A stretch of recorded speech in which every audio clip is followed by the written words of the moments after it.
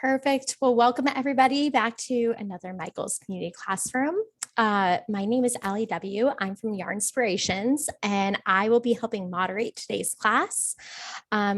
As mentioned, we are here with Tamara of Moogly Blog, and we have a fantastic pattern we're teaching tonight, a very popular pattern, this herringbone crochet blanket.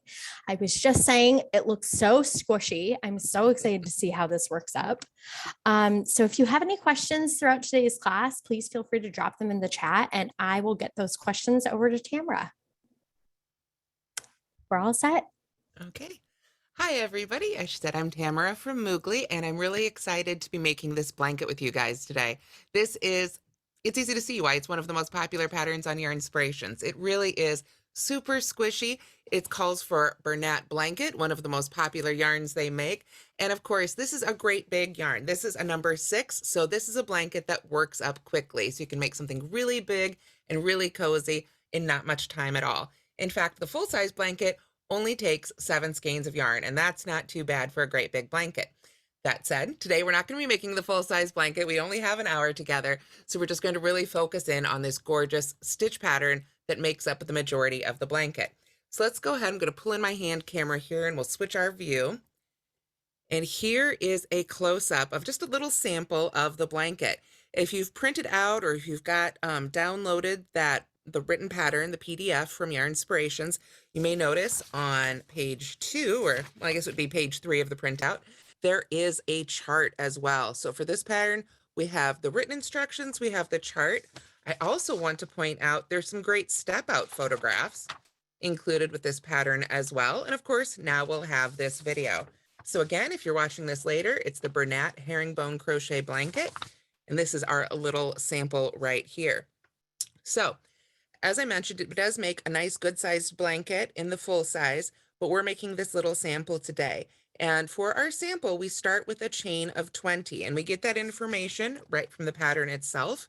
Our first note says it's worked over a foundation chain multiple of 6 chains plus 8. So a good representative here is going to be a chain of 20. So you can go ahead and start chaining 20 if you haven't, if you want to go ahead and work along with us today. That's a multiple of 6, so 2 times 6 is 12, plus 8 is 20. I also want to point out this note. We do not work around the stitches or the chains from previous rows. We're going to be working in front of some stitches and chains. We can see that really well here if we take a look at that chart. You can see, if you're familiar with charts, it's primarily single crochets and chains for this whole pattern. But there are going to be some double crochets that we work these lengths of chains in front of. It's a 6-stitch repeat, as you can see here. This is exactly what we're going to be making today. At the end of the blanket, and then at the beginning end as well, we just simply work some simple rows of single crochet to finish it off, and then add some fringe. So let's go ahead and set this aside. I've already chained 20 here.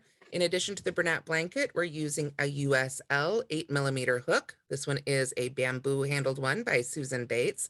Love these.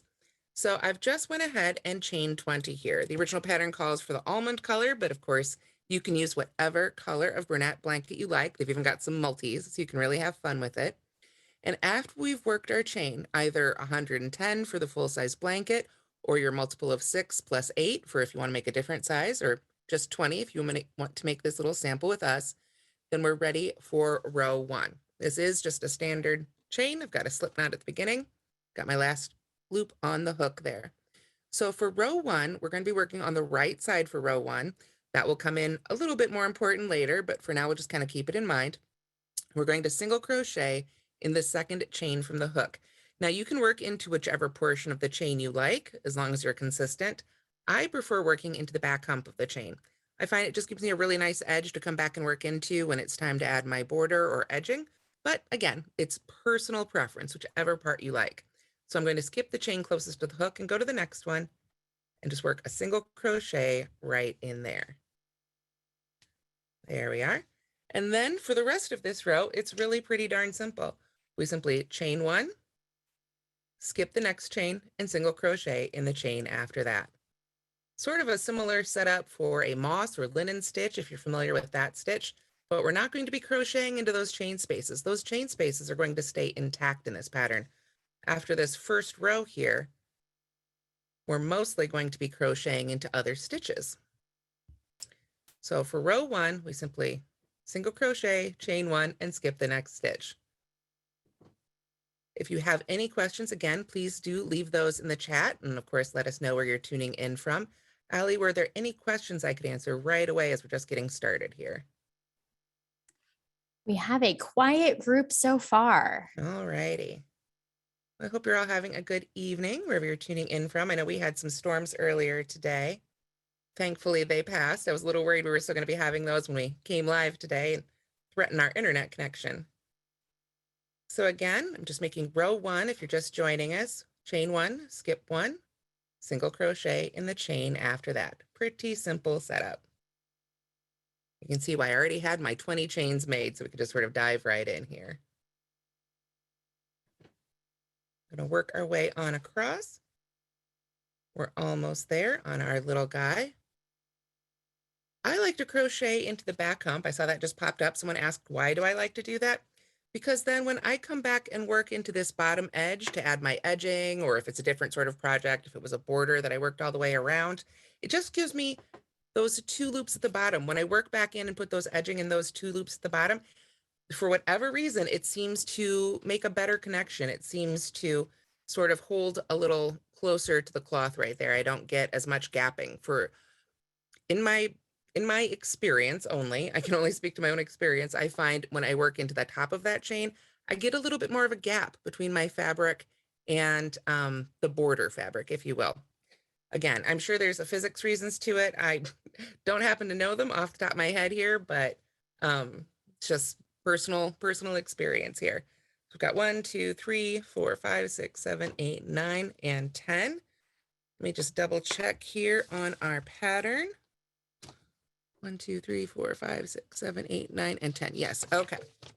So we have single crochet, chain 1, skip the next chain all the way across. And then we're going to want to single crochet in that last chain. After that, we're ready to move on to row 2. Row 2 is basically going to be copying row 1. We start with a chain 1, single crochet in that first stitch right at the top of that chain 1, or single crochet there, excuse me. Chain 1, skip the chain, single crochet in the next single crochet. Basically stacking those single crochets and chain 1s right on top of each other to create sort of this big field that we're going to be working in front of. Of course, now we're making row 2, so this is our wrong side, but can't really tell the difference right now.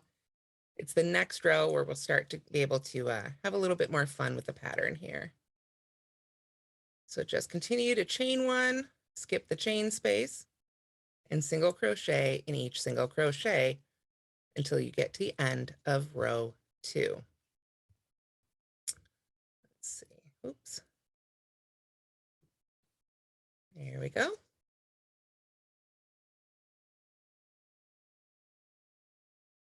My yarn wants to hop up into my hand today. There we go. I thought I put that in the wrong spot. Let me do that one again. I'm going to pull that one back out, get it in the top of that single crochet there. All right. Chain 1, skip that next chain space, single crochet in the next. And Allie, I see we have a question, but because I've got my hands busy, I can't see all of it. Could you help me out with that? Absolutely.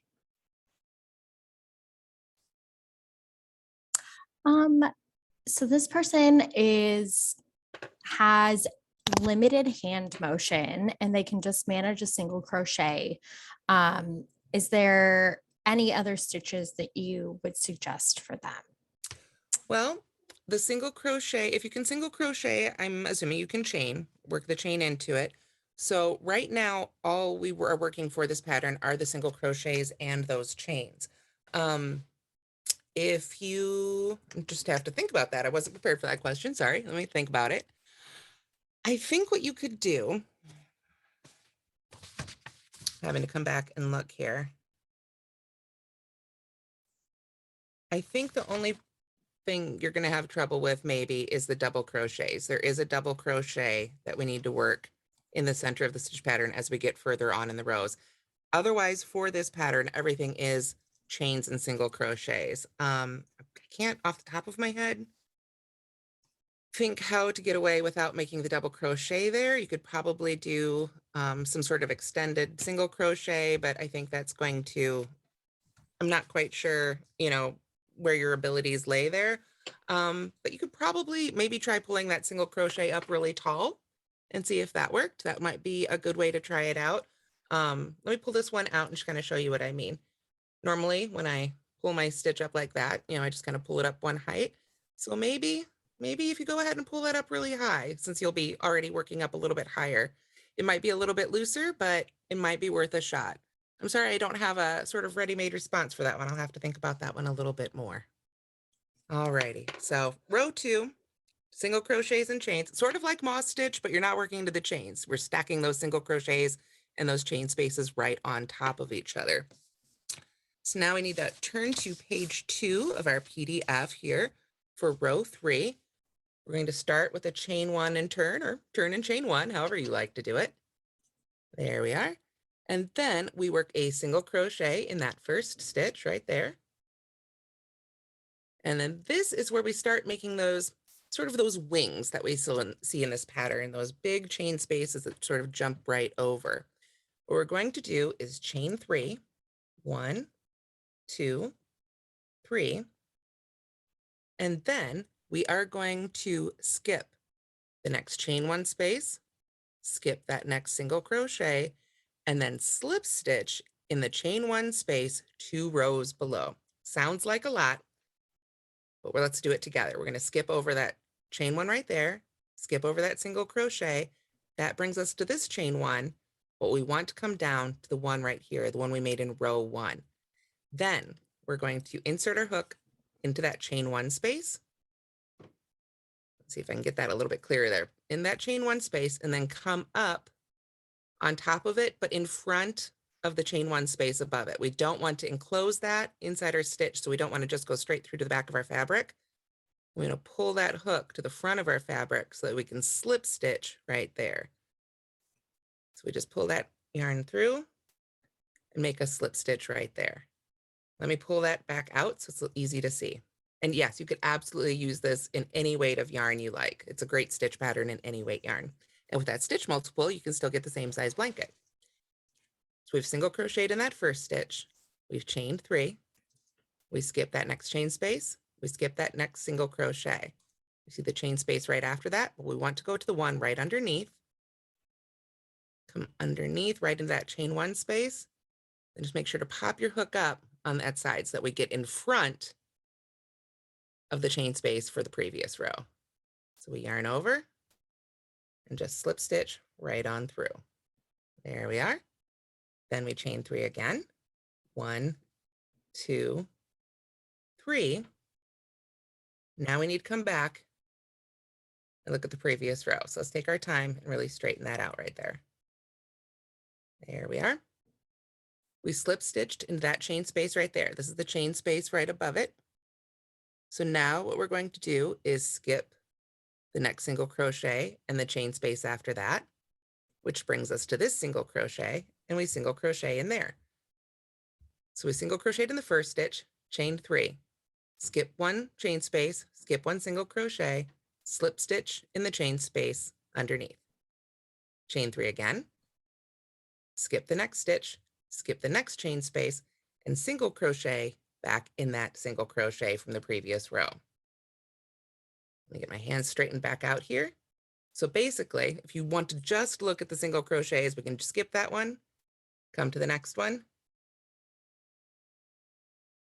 Whoops, make sure we skip the right one. Skip that one, come to the next one right there, and single crochet right in the top.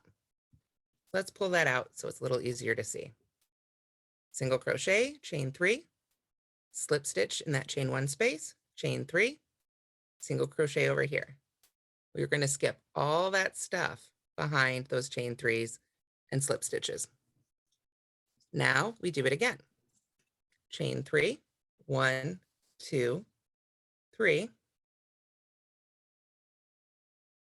Let's spread it out a little bit here so it's easier to see. We want to skip the chain space there, skip the single crochet, come to the next chain space, find the one underneath, insert our hook in that chain space, bring it right up in front so we don't enclose that chain space from the previous row, and make a slip stitch. Chain 3 again. 1, 2, 3. And you can just pull all that right out of your way. So you make sure you don't accidentally miss a single crochet. It's really easy to do to miss this first one.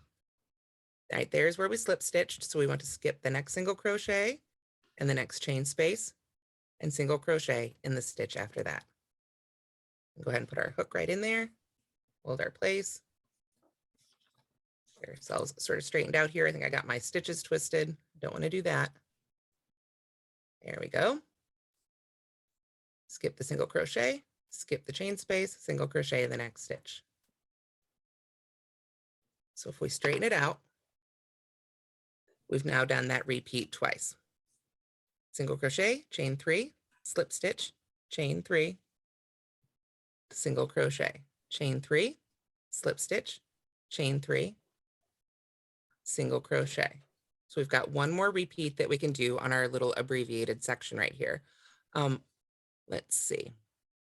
Were there any questions about that before I make that last one here before we sort of move on? No questions right now. Okay, all righty. I did see somebody ask about the moss stitch. The moss stitch, there's lots of sites. Yes, you can find it on Moogly blog, but lots of other sites too. In that one, it's basically single crochets and chain ones, but you're working into the chain one spaces and skipping over the single crochets in the previous row. So a little bit different. Doesn't really leave us those chain one spaces that we need for this pattern. So let's do that last repeat for row 3 together. We're going to chain 3. 1, 2, 3. Take our time, do this one more time. Believe me, after this third row, our right side rows will get a lot easier because we're going to be lining these right on top of each other. It's this first one where we really have to pay attention here. So we skip the next chain space, skip the next single crochet, find that next chain space, and go to the one right underneath. Insert a hook right in that chain 1 space. Get it to pop out right in front there so we don't enclose the one from row 2. Slip stitch, like so. Chain 3 again. 1, 2, 3. Of course, that's right when I ran out of yarn. Let me pull up just a little bit more here. There we are. And then, because it's our very last repeat, we know we're going to end up with a single crochet in that last stitch. We can always double check and make sure we're in the right spot.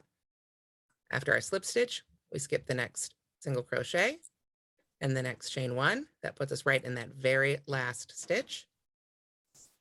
And we single crochet in the very last stitch. So there is our small section for row 3. Looks a little goofy right now, but these will all line up a little better as we go. Allie, was there a question, or sorry, I thought I heard you starting to say something. There is a question here from Tina. Can you break down the slip stitch on this last one? So I think it may have been last row. It gives me a little bit of trouble. Okay. Well, the slip stitch itself, let's go ahead and pull this back out here so we can slip stitch in the right spot. A slip stitch itself is pretty simple. We're going to be going, we single crochet there, so we skip that next chain 1 space and we skip that next single crochet. We find the chain 1 space there, the chain 1 underneath, and that right there is where we put our slip stitch. So we're going to go into the chain 1 space underneath here. We're going to go 2 rows down. So this was the previous row. This is the row before that. We're going to go right in there. And we really just want to go ahead and manipulate your fabric. Don't worry about it. It's just yarn. It's not going to crack or bend or break. We can, well, it'll bend pretty darn well. So we can really push that previous row right on out of the way. We only want to go around the chain 1 space in the row below.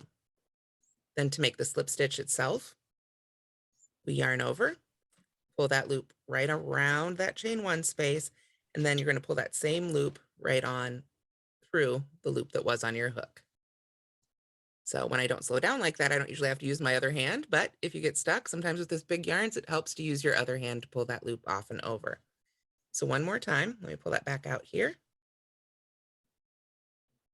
We want to find that chain 1 space that we want to work around right down here.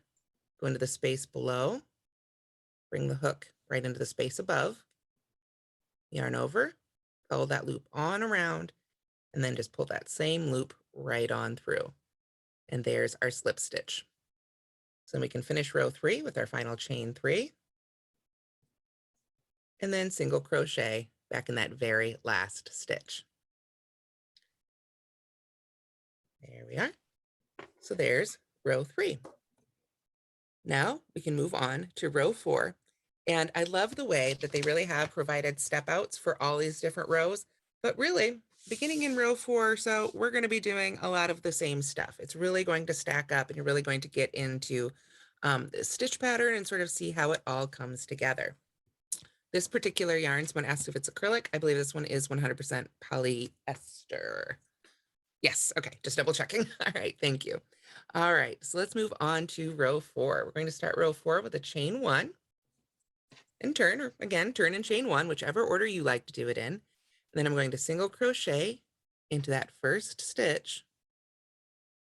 And now we are going to be working some of these stitches into the row 2 rows below, some of those stitches that got skipped over. We've got all these beautiful flying chain 3s, sort of these wings, these sets of wings in front. We don't want to work into these at all. We want these to sort of just float on the right side of the fabric. Those are going to only be on the right side of the fabric. Now that we're on row 4, we're on the wrong side of the fabric, and we're still sort of building up that background behind those wings. So to begin our repeat, we're going to chain 1, then skip the next chain 1 space. But again, don't look at those chain 3s from the previous row. We want to look at row 2 down here. So we're going to skip that next chain 1 space and then double crochet in the stitch after that. Then chain 1, skip the next chain 1 space and double crochet in the stitch after that. So we've already got our single crochet in our first stitch and our chain 1. So we're going to double crochet in that next single crochet. Let me try and spread that out so it's a little easier to see here. A second crochet there in row 2. We're going to ignore those little wings on the back of our fabric. Go ahead and double crochet right in there. And then if you're like me, you have to stop and pull up some more yarn. Didn't get very much for that last stitch there. You do build up fabric very quickly with a Bernat Blanket, but you have to stop and pull it off the skein every once in a while. There we go. Okay. So we've got our first double crochet there. Now we need to do that repeat one more time. Chain 1. Remember, we're looking down at row 2 here. We're going to skip that next chain there and double crochet in the stitch. There we are. And then we chain 1 again,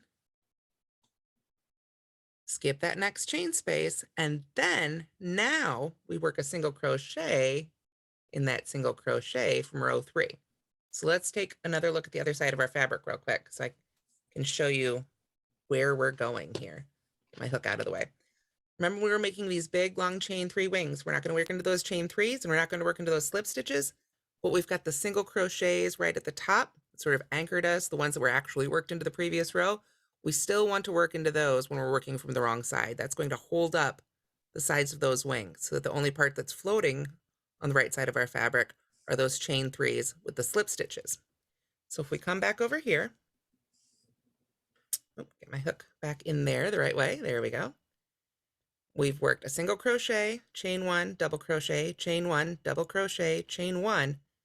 That means it's time to find that single crochet in the previous row. And I really do use my fingers to feel along the back of the fabric, because what happens is it likes to fold over like that. It wants to be part of those chain 3s and just fold over right in that spot. So you need to take the time to lift up that previous row to make sure you're getting the right one. You can see too, this one's already got a stitch worked into it, so that's a little bit of a clue, but you know, when you get stitching along and watching the Netflix series at the same time, it's important to remember to pull that one up. So then we single crochet right in there, and then we begin our repeat again. Chain 1. Now we have to drop back down. We want to pick up those stitches that got left behind. Double crochet in that single crochet. Chain 1 again, double crochet in the next single crochet, chain one again, and now we need to make sure to flip that next single crochet on up so it doesn't hide in front of our fabric. Single crochet right in there. And we've got one more repeat left on our little sample. You can see there's one more little set of wings there on the other side. So we chain one again, find that next single crochet here hanging out on the back. Double crochet in the next single crochet, chain one again, double crochet in the next single crochet, chain one again, and that puts us right back there. We need to maybe pull that one up forward. It's our last stitch. We want to make sure we go into the last single crochet from the previous row. So now what we have, this is the wrong side of our fabric because we can't see those pretty wings, but you can see how we really are starting to create basically a mesh here on the back side. On this side, on the wrong side, we're going to be able to see those single crochets, the chain ones, and the double crochets. On the right side of the fabric is where we see, I keep calling them wings. I guess you could call them V's or whatever you think of them. I always think of those sort of those little birds we used to draw when we were kids, right? Just the little V up in the sky. So those are our wings. That's always on our right side. So that's, if you get lost, you can always go back to your pattern and see the right side rows are always odd numbered. The wrong side rows are always even numbered. So that'll help keep you on track as well. So were there any questions here before I move on to row 5, back on our right side row? No questions right now. Okay. Alrighty. So personally, I'm a big fan of chain one and then turn, but again, whichever order you like to do it in. And now we get to make another set of those wings. From now on until we get really to the end of the pattern, anytime you're working in an odd numbered row, you're going to be making the chain 3 wings. So we've got our chain 1 here at the beginning. We're going to single crochet in that first stitch. That's how all our rows are going to begin. And then right away, we're going to jump right into that chain 3, but it's going to be a little bit easier now, I hope, to see where we're going. The instructions include, all the instructions for what to count out, but we can kind of see by reading our fabric what we need to do. Chain 3. Oop, get myself straightened out here. There we are. Chain 3. 1, 2, 3. And we can come back and look and see. Right there is that slip stitch. There's a chain 1 space right above it. So if you wanted to read through, we skip that next chain 1 space. We skip that next double crochet, we see that chain 1 space, and we find the chain 1 space underneath. It's the one right above the one that we worked into before, the one we had to skip down below. Now it's time to work into that one. So we go right in there and make that slip stitch. But again, we want to make sure that we don't accidentally work over that chain 1. We want to go ahead and push that to the back. So let's pull that open so it's a little easier to see here. See, there's the slip stitch. There's the chain 1 space right above it. So we're going to just go right under that chain, pop up above it, push all the rest of that out of the way, yarn over and make our slip stitch. Just pull that loop right on through. Then we chain 3 again. 1, 2, 3. And now, yes, we skip the next double crochet and the next chain 1. That puts us, our visual clue here, right back in that single crochet. The ones where we actually do work our single crochets right on top of each other, we know we're in the right spot. We put our single crochet right in the previous row right there. So now you can see how those are really just going to stack right on top of each other. Just made a single crochet. Let's do the next repeat here. We chain 3 again. 1, 2, 3. And then we can look at our fabric, find that next slip stitch right down there, find the chain 1 space right above it. It's going to be the one right in between those 2 double crochets right at the feet there. Go right in that space, push all the rest of that fabric right on out of our way, and make our slip stitch. Chain 3 again, make the second half of our wings here. 1, 2, 3. And then we can come back and look at our fabric. Where's that next single crochet worked into a series of single crochets? That's where we're going. Put our single crochet right in there. And yes, let's take a look at the diagram here after we finish off this row and get a little bit further. That's a great idea. We've got one more repeat here for row 5. So we're going to chain 3. 1, 2, 3. We can just sort of read our stitches. Look for those 2 double crochets. Look at that chain 1 space right in between them. That's what we need to slip stitch around. Then we'll chain 3 again. Always have to have that second wing. And because it's the end of our little sample here, we've got our last single crochet right there. Single crochet right along both edges of this pattern. So that finishes up row 5. So row 6 is basically going to be the same as row 4, but of course, you're working it into row 4 rather than into row 2. So we can come back to that in a moment and make some more of those stitches. But before we do, well, we've got a little bit of time here. Let's go ahead and pull up this chart. Excuse me a second. I'm just looking for something to put it on that will hold it a little bit closer to our camera here so we can hopefully see it a little bit better without my hands shaking. Hopefully you have a copy of this, of course, at home that you've printed out or downloaded. But this is the stitch symbol diagram that is included with this pattern on the 3rd page. So when you are working from a chart, you want to start by looking for the stitch key right down here. And these are universal symbols. They're going to be the same in 99% of the charts that you will find from all over the world, no matter what country, no matter what language that pattern is written in, which is really one of the wonderful things about these charts. For most of them, when you see that little oval, it means chain. When you see the little dot, it means slip stitch. When you see a plus sign or sometimes an X, single crochet. And then this tall T with a line right in the middle of it. Let me pull that one a little bit closer. Sorry about the shaky hands here. But it's a tall T with a sort of a little waistband on it. That is a double crochet. And one of my favorite things about these crochet symbols is how well they really do represent the stitches. If you think about the way you make a double crochet, it's a nice tall stitch with a tall post. You've got one yarn over right in the middle. And then of course you've got your 2 loops at the top. If you were to see a pattern with a treble crochet or a triple crochet on it, it would have 2 of those little waist notches representing the 2 yarn overs. So just a really neat visual clue anytime you look at charts. So that's what all the stitches mean individually. So then we need to come back up here to the chart itself, and we can see how they start putting those together. Now, if we think about what it looks like when we start a pattern, we have a row of chains at the bottom. And then right there, remember we skipped that last chain we made and worked into the second one? That would be our turning chain. So another thing to look for when you're looking for a chart is you look at the number. The number indicates the row, but you can see here how this one's on the right. This shows row 1 worked from right to left. Row 2, the number here is on the left, so it shows that row worked from left to right. So we've got the right side of our fabric facing us. If you're right-handed, if you're left-handed, it would be the other way around. But we've got all these ovals lined up. They've indicated our 6 stitch repeat. Kind of, you can see one set of wings right there in the middle makes 1 repeat. So for row 1, we skipped that first chain and we single crocheted in the chain after that. I feel like my fingers are a little big. Let me get a little needle here so it's a little easier to point.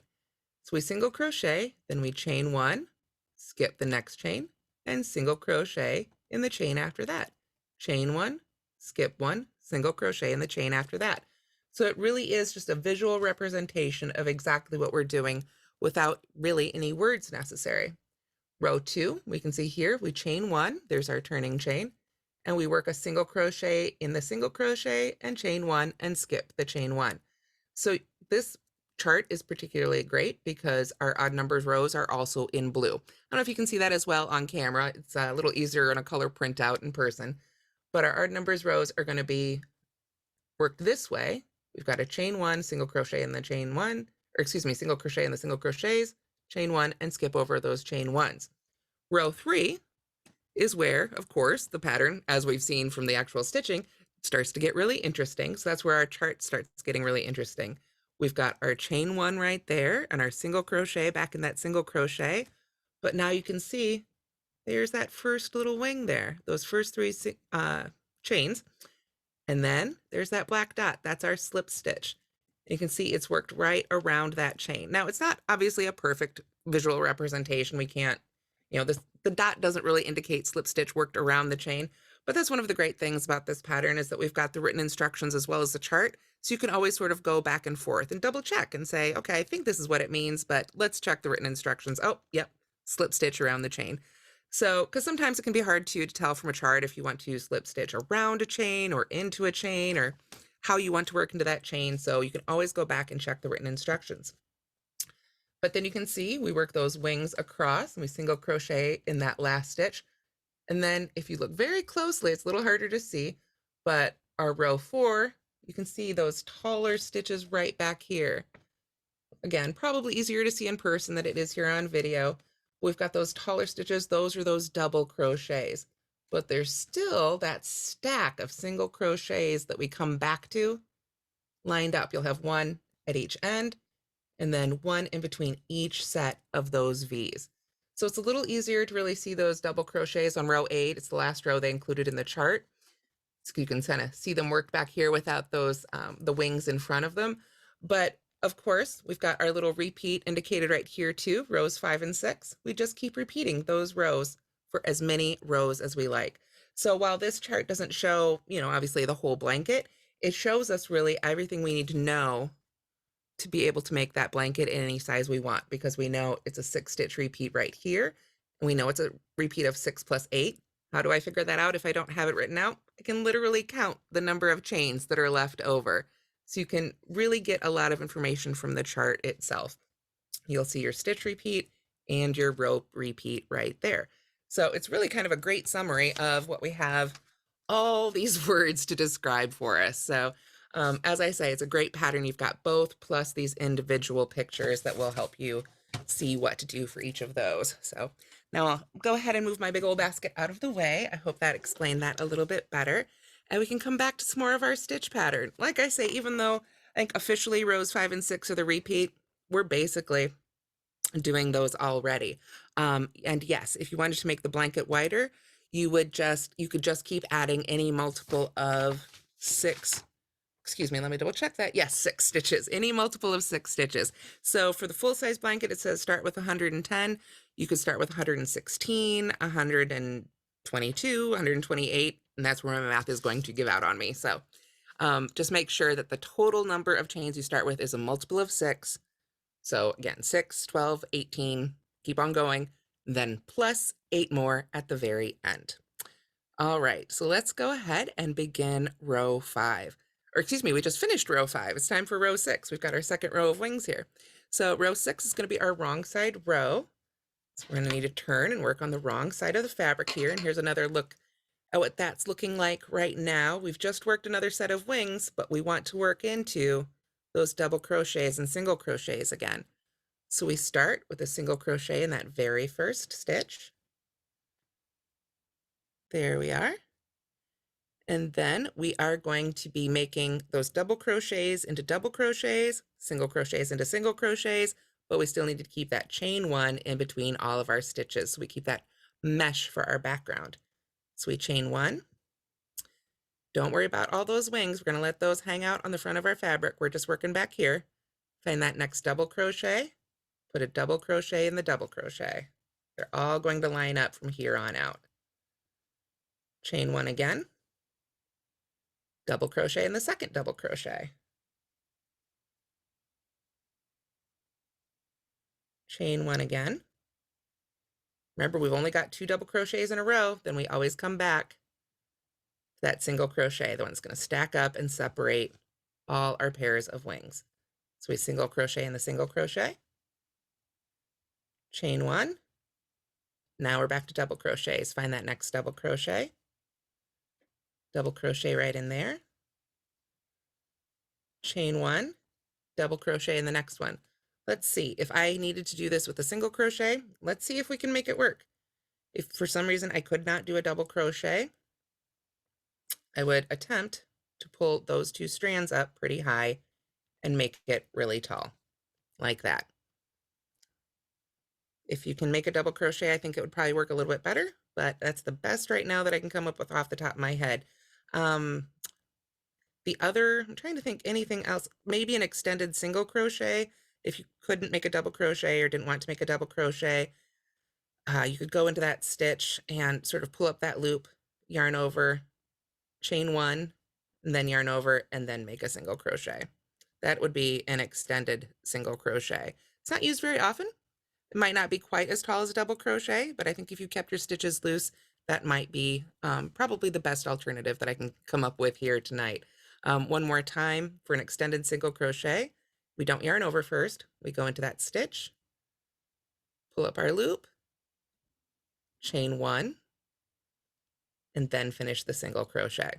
So that's going to give you a little bit taller stitch that's got a little bit more body to it. But following our pattern for now, the way it's written, we'll go ahead and put a double crochet right in that second double crochet. Chain one again. And then we've made two, so we know it's time for another single crochet. So we need to make sure to pull that fabric up. So we can get in that most recent row. And then again, we just keep repeating that on across until we get all the way across. I've got one more repeat here for the 6th row of our sample. So there's one double crochet. We find the next double crochet. Make sure you get those chain ones in between so we can maintain our mesh. Pull up a little bit more yarn here. And finally chain one. Now we've made 2 double crochets, so it's time to finish this row off with one more single crochet. There we are. So that is what it should look like at the end of the 6th row. You can kind of compare that to our step out right there, our photo. And that's what it should look like on this side. So you can see, that there's some wings back there, but on this side, it should all look like mesh, sort of stitches stacked right on top of each other. Let's see. So then basically rows 5 and 6, those last 2 rows we made, those are our 2 repeats.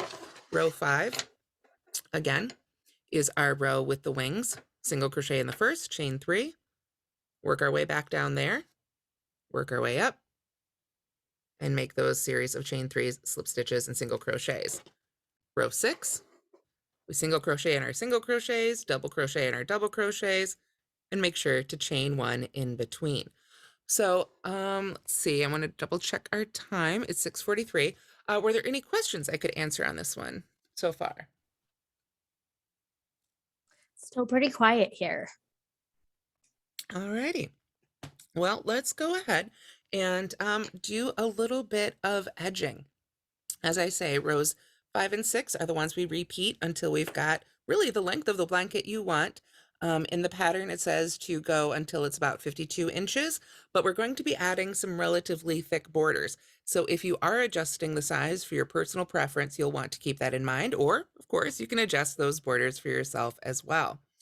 So what's interesting is in our pattern, it says we end on a wrong side row, like we have right here. And then it says to join our top edging from the right side. So it's going to be up to you.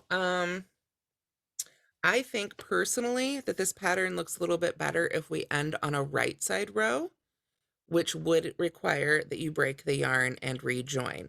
And let me show you why. I think it might be a little bit of a typo in the written pattern. If we make our edging right now, we're going to have a little bit of gapping right there for our very top. So I think what you want to do, I know it says to end on our wrong side row, but I do think for this pattern, we'll want to end on a right side row. So let's go ahead and make one more of those right sides together. Again, this is our odd numbered rows. So we're going to start with a chain 1. And again, we're on the right side. We want our wings facing us. Single crochet in that first one. Let's go ahead and do one more of these repeats together here. We're going to chain 3, 1, 2, and 3. Then find that next slip stitch. Find the chain 1 right above it. Like I say, you can try and count out all that stuff, but let's just use the previous row as our guide. Find the chain 1 right above the previous slip stitch. We know right where to go. Or we can look for those 2 double crochets and look for the space right at their feet. I don't know about you guys. I guess I anthropomorphize my stitches a little bit. They always have heads and feet and waists to me. They're my little friends. So then we chain 3 again. And because it's this row, it goes pretty quick. We find that next single crochet and single crochet right in there, just like that. This is just going to fill in that top space a little bit more so we don't have quite as much of a gap before we start making those border stitches. So we'll chain 3 again. Find that next chain 1 space above the slip stitch and slip stitch in there. Now, somebody just asked, can stitch markers help? Absolutely. I am a huge fan of stitch markers for all sorts of uses in crochet and knitting. When I use stitch markers, especially if you're just beginning, I always like to recommend that you keep them in the first and last stitch of each row. Most of us, when we're beginners, we're making that double crochet or single crochet scarf and we get those wonky edges. And having stitch markers in the first and last stitch of each row will really help with that. It just gives you that little extra visual clue of knowing exactly where to stop each row and not accidentally work into that turning chain or maybe stop a little too soon. For this pattern, I think if I were to use stitch markers to mark out the repeats, I might keep a stitch marker in these rows of single crochet, or I should say these columns of single crochet, not rows. But the columns of single crochet here are sort of our touch points. They're on either side of our wing when we're on the right side. They're on either side of those pairs of double crochets when we're on the wrong side. So I think if I were to use them, that's where I would want to use them.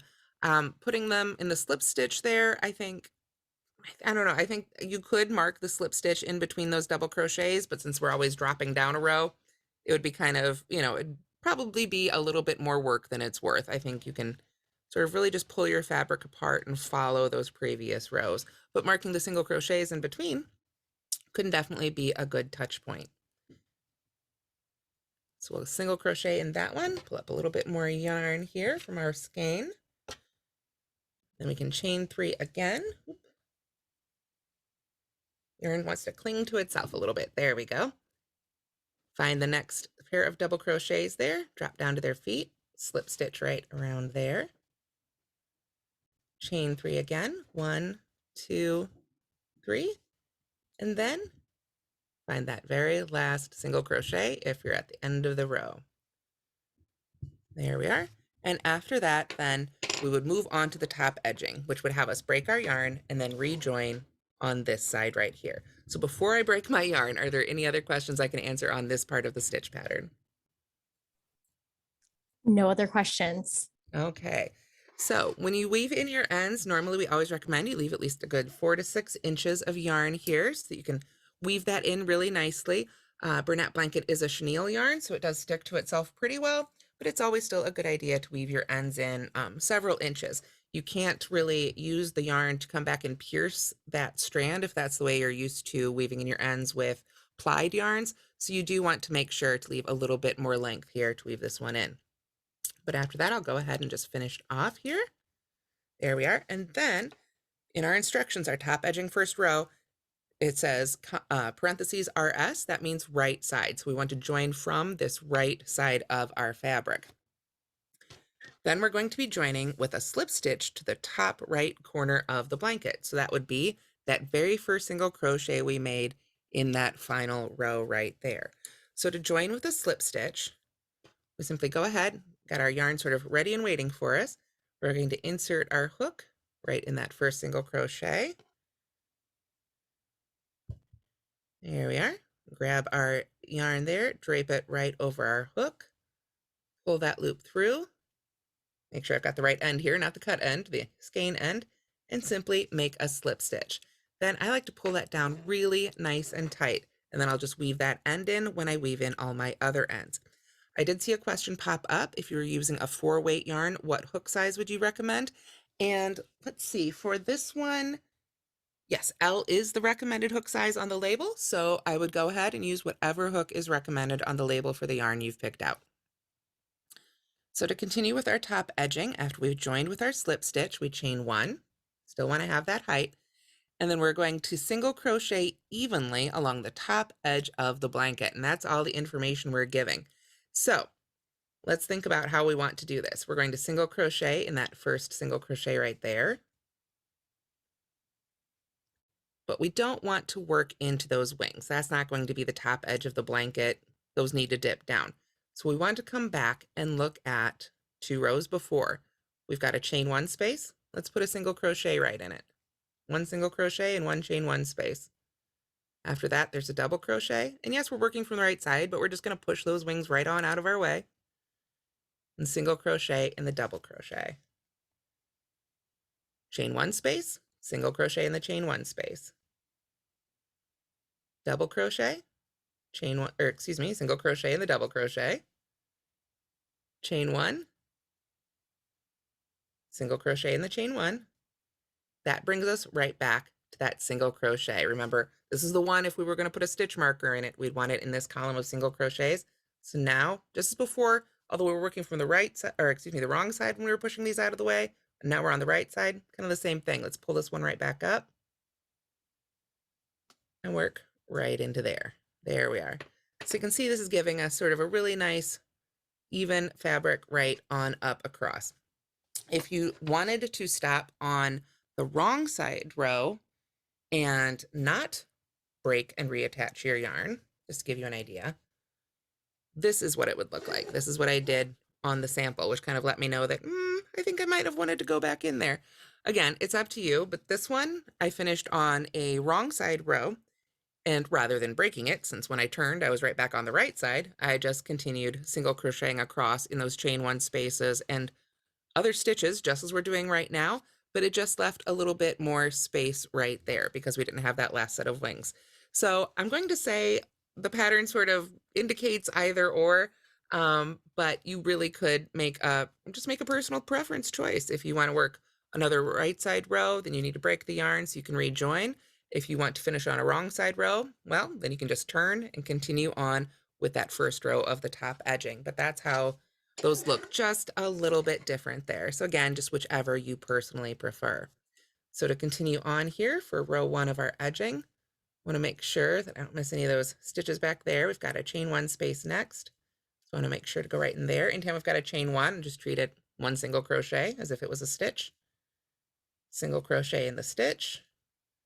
Single crochet in the chain one space. Stop and pull up some more yarn. And basically continue on across. So for this border, as I mentioned, it has a very thick edge. It actually has us work back and forth in single crochet rows until this border is 4 inches thick. So again, that's to get the look in the finished blanket in the picture, but you can adjust that. You can make that wider, you can make it shorter, you could do it in another color. Stop at one row. It's really up to you. Back in that column, so I want to make sure to single crochet right in there.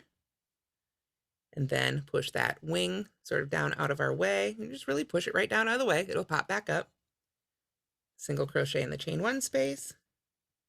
Single crochet in the double crochet. In the chain one space.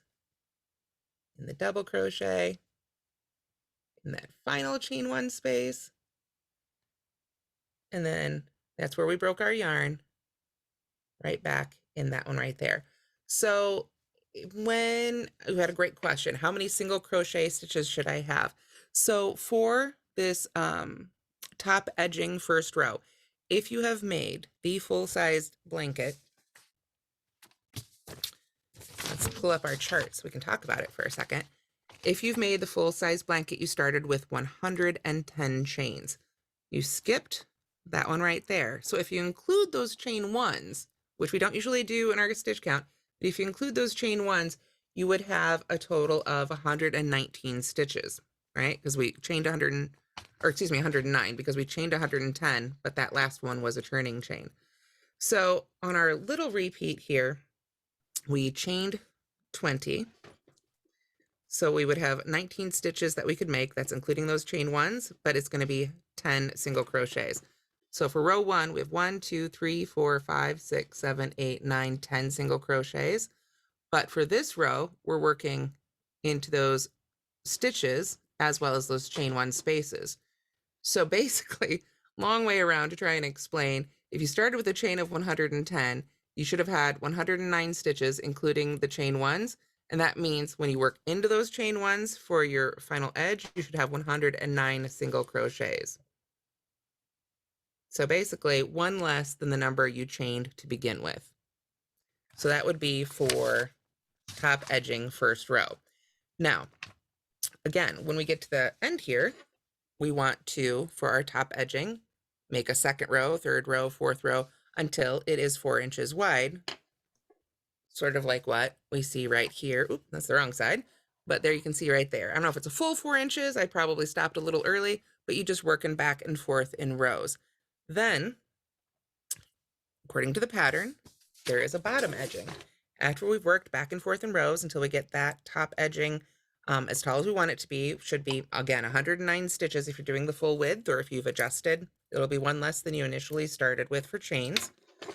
When we get to the end and we've made that top border, then we break our yarn and finish it off. And then we turn the whole thing over, and we need to do that again. There's a bottom edge. We would find that first stitch right there.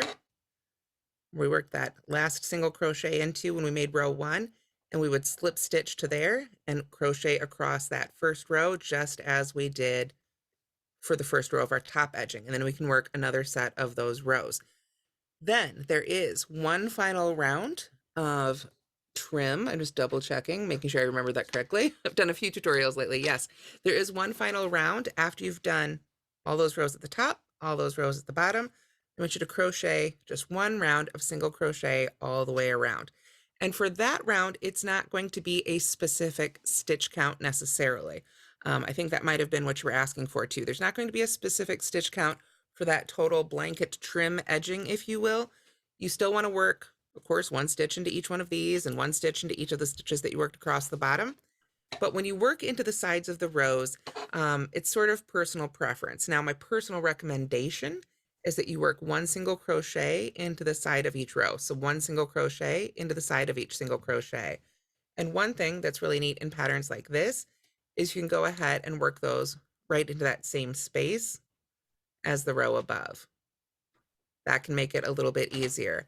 That said, everybody's gauge is different, and sometimes people find they need to throw in an extra stitch if the side of their blanket is sort of pulling in like this, or they might need to skip over a row if it's becoming really flared and sort of floppy along the side.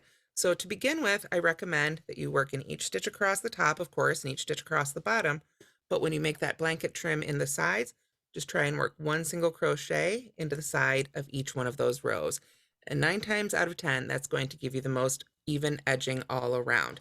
So and then of course, when you get to those corners, you would work 3 single crochet in each corner to sort of help you get around that corner. So the actual number of stitches in that blanket trim will vary because you might have added more rows, or you might have added another repeat. So if you've expanded your blanket a little bit, or shrunk it for that matter, then very much so the number of stitches in your blanket trim will vary. Let's see. There were a couple questions. Can you help me out with those, Allie? They flashed by a little too quick for me. Yes, I sure can. What would it do if you had started the bottom edging and then did the rest of the pattern? Okay, yes. If you wanted to, I see no reason you couldn't work several rows of single crochet and then jump into row 1 of the pattern, skipping over the chaining and working those into the single crochet stitches. I think that would be perfectly fine. You would work several rows of single crochet, chain 1, single crochet in the first, chain 1, and just skip the next one, just as if you were working into the chain rather than into rows of single crochet. Just make sure, again, that you've counted out the right number of stitches so that you have the right number to begin the winged portion of the pattern with, if you will. Perfect. Okay.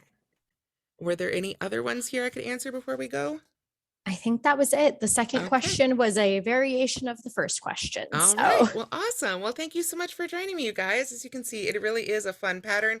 You can end on the wrong side. You could end on the right side, wherever you want to end. It's going to make a beautiful blanket either way. So thank you so much for joining me tonight, and I hope you enjoyed this video. Again, that's the Bernat Herringbone Crochet Blanket. Wonderful. Thanks, everybody. Okay. Have a great night.